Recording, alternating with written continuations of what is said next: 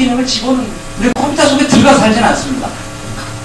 그래서 사이버 스페이스하고 다른데, 유비쿼터 스페이스는 뭐냐면, 우리는 실제 리얼 스페이스에 살죠. 이렇게 강의도시가 이렇게 하고 여러분들 여기 앉아있고.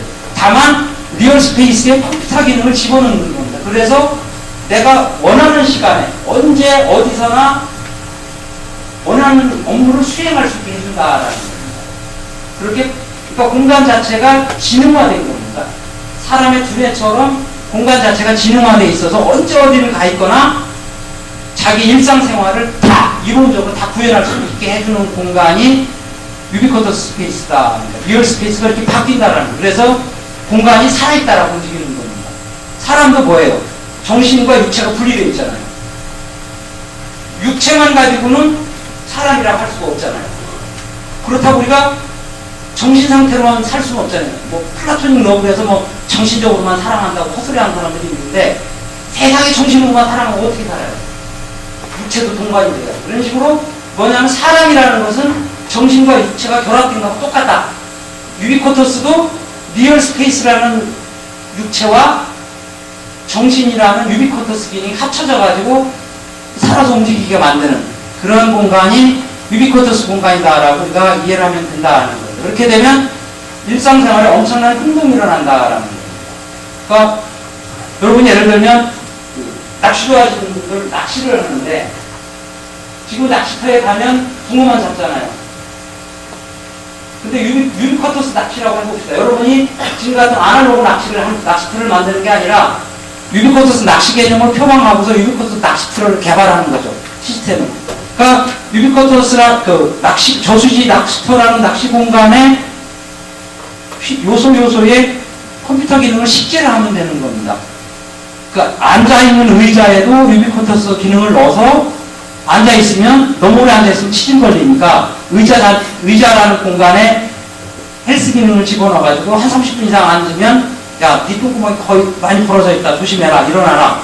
이런 걸 자동으로 알려준다든가 아니면 낚시터에 홀로그램 장치를 중간에 설치해 놓으면 낚시터 좌대 옆에다가 홀로그램 장치를 설치해 놓으면 홀로그램 장치가 모든 단말 기능을 수행한다는 거거든요. 그 공간에서. 그러면 붕어가 안 잡힐 때는 어떻게 하냐?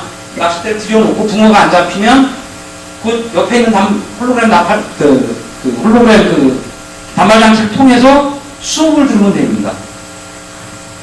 여기는 임재광 교수님이 수업을 열심히 하고 있다. 그러면 거기서 붕어 안 잡힐 때 들으면 되죠.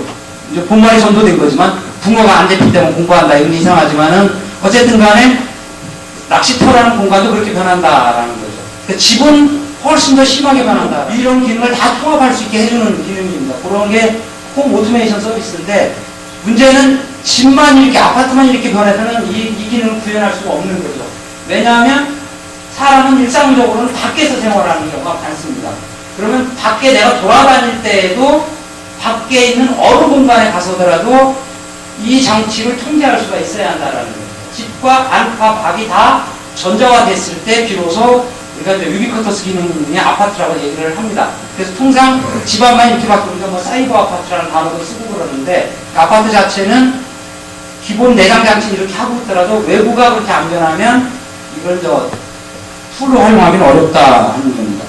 그래서 뭐냐면 이 모델은 제가 사이버 대학 수업 시간에 썼던 모델입니다만은 집을 중심으로 해서 홈네트워크란 집을 중심으로 해서 동네를 벗어난 인접 동네 전체 지역사회 전체 도시 전체가 하나의 전자공간으로 바뀔 경우 그렇게 될 경우에 여기 있는 서비스들을 일상생활 서비스부터 교육, 의료, 도시관리 모든 서비스를 다 언제 어느 곳에서라도 우리가 제공받을 수 있다. 극단적으로는 자기가 화장실에 가서라도 이 서비스를 할 수가 있다라는 이 서비스를 구현할 수 있다라는 게 유비쿼터스 모델입니다.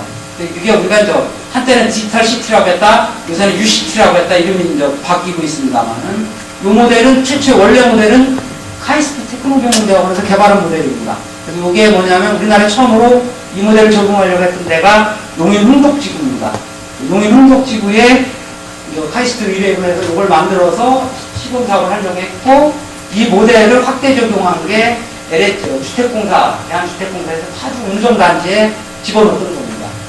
그리고 공식적으로는 우리나라에서 UCT 2로라고 하는 것이 행정문서상은 동탄으로 되어 있습니다.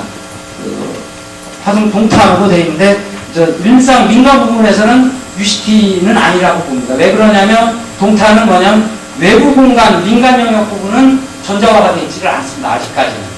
그래서 다만 동탄은 공공서비스 일부에 대해서는 이 통합 기능을 서비스를 제공하고 있다. 그래서 공식상으로는 UCT다 이렇게 얘기를 하고 있고 민간 영역까지 완벽하게 그 전자화시키는 영역은 지금 송도를 그런 사고 모델로 이렇게 하고 있습니다. 그래서 송도에 예를 들면 부동산 개발업자만 들어가 있는 게 아니라 LG CNS나 뭐 이런 그 시스템 업체들까지 같이 들어가 있습니다. 시스코라든가 이런 데가 같이 들어가서 뭐냐면 예를 들면 자기 애가 학교를 가고 있다. 근데 나는 근무를 하고 있다. 서울 시내에서.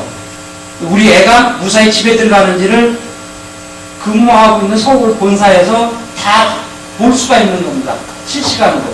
실시간으로 얘가 어딜 돌아다니는데 실시간으로 다 보면서 문제가 있으면 조치를 서울 본사에서 조치를 취할 수 있는 거죠. 그러한 개념으로 그러니까 설치하고 있는 게 지금 현재 송도고 행정주의 복합도시도 그렇게 가겠다라고 하는 겁니다. 근데 저런 식으로 실물 공간이 전자화가 되면 당연히 주택도 단순히 잠만 자는 공간이 아니라 여러 가지를 겸하는 공간으로 바뀌게 되는데 그 중에 하나가 헬스 기능을 겸하는 주택이나 주거 양식에 대해서 사례와 뭐 기타 여러 가지 쟁점들은 굉장히 많이 있습니다. 근데 오늘 시간 관계상 다는 말씀을 못 드리고 하나 말씀드릴 수 있는 것은 그래서 이런 주택 부분이라는 것이 GDP에서 차지하는 비중은 상당히 이제 떨어지겠습니다만은 고부가 가치 형태로 바뀐다라는 거하고 규모가 국민경제 규모 자체가 커지면서 규모 자체가 절대적 규모는 커질 수 있다라는 그래서 이런 부분이 메가 트렌드와 바뀌어가지고 리스트 아주 굉장히 급격하게 리스트가 처리되고 있는 부분이 주택 부분이다 이렇게 말씀을 드릴 수가 있습니다. 너무 장시간 혼자 떠드는 것 같습니다. 제 특강은 이걸로 마치고요. 질문이 있으면 바로 이어서 질문을 받도록 하겠습니다.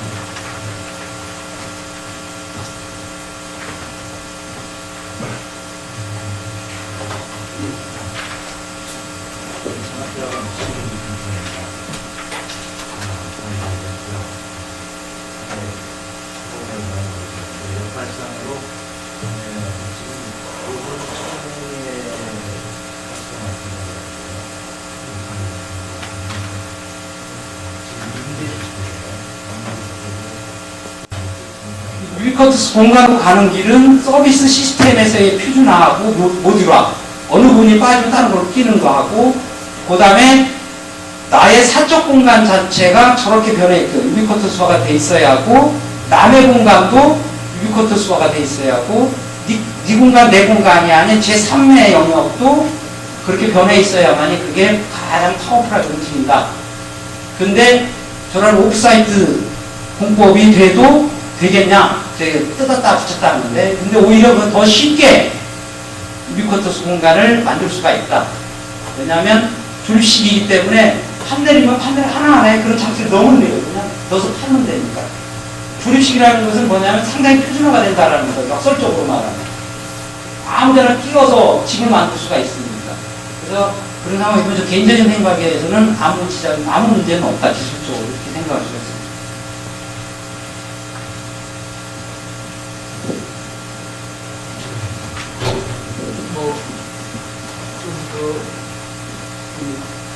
잘 보셨습니다.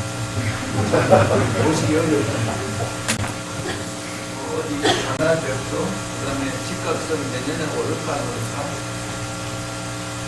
이것 때문에 늘 머리 어떤 분들 미래 이야기 있었는데, 아마 미래에 딱 세 가지를 준비를 하셨는데, 환경, 어르시고, 그 다음에 기술, 스마트, 그 다음에 가족 구조의 변화가 주택 구조를 변화를. 근데 우리가 이때까지 알고 있던 주택 정책이나 주택 문제는 집값이 오르냐 내리냐 아니면 인구 구조가 변한다는데 생각하냐 안 하냐 이런 거에 늘 집착해 있었죠. 그래서 정상 교수님도 이제 중에 구시대적, 그리고 지금 시대적 패러다임이라면 이제 앞에 말씀드린 세 가지가 새로운 패러다임이 있는데 아마 저도 그래서 이게 이렇게 상당히 뭐 이제 절박하게 딱 어디냐 얘기를 가지고 있는데 그 세 가지 이야기가 시간이 날까 했는데 아마 이 선생님이 하게 이렇게 연기를 안 했지만 지금 오늘 모험회분들 많이 참석해 주시기 바랍니다.